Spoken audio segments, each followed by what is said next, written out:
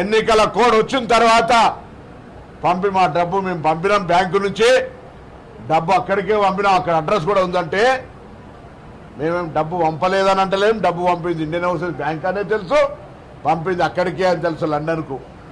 కానీ పంపిన విధానం సొంతంగా ఈ రాష్ట్ర ప్రజాస్వామ్యంలో ప్రజాస్వామ్య విలువలకు సంబంధించి చట్టబద్ధంగా తీసుకోవాల్సినటువంటి అనేక అంశాలకు సంబంధించి వాటిని పక్కన పెట్టి ఈరోజు మీరు తీసుకున్న నిర్ణయం వల్ల ఈ రాష్ట్ర ఖజానాకు నష్టం వచ్చింది అనే దాని మీదనే ఏసీబీ ఫిర్యాదు చేస్తూ ఉంది. మన రాష్ట్ర ప్రభుత్వ అకౌంట్ ఉన్నటువంటి నేషనలైజ్డ్ బ్యాంకు నుంచి మనం ఏ సంస్థ అయితే ఇక్కడ హైదరాబాద్లో ఈ కార్ రేసింగ్ జరుపుతుందో ఆ సంస్థకు డబ్బులు పంపాం. సో ఇక్కడ ఎక్కడ అవినీతి జరిగింది?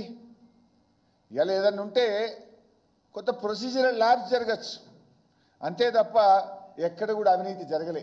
ఈ విషయం నేను చెప్పడం కాదు, స్వయంగా నిన్న రాష్ట్ర మంత్రివర్యులు పొన్నం ప్రభాకర్ గారే ప్రెస్ మీట్ పెట్టి చెప్పిండు. ఏం చెప్పిండు? వీళ్ళు ఎక్కడ కూడా అవినీతి జరిగిందని మేము చెప్తలేము, కేవలం ప్రొసీజర్ ల్యాబ్స్ జరిగింది అని నిన్న చెప్పిండ్రు పొన్నం ప్రభాకర్ గారు. మరి అవినీతే జరగలేదని పొన్నం ప్రభాకర్ చెప్తే అవినీతి నిరోధక శాఖ ద్వారా మీరు ఎట్లా ఎంక్వైరీ చేస్తారు?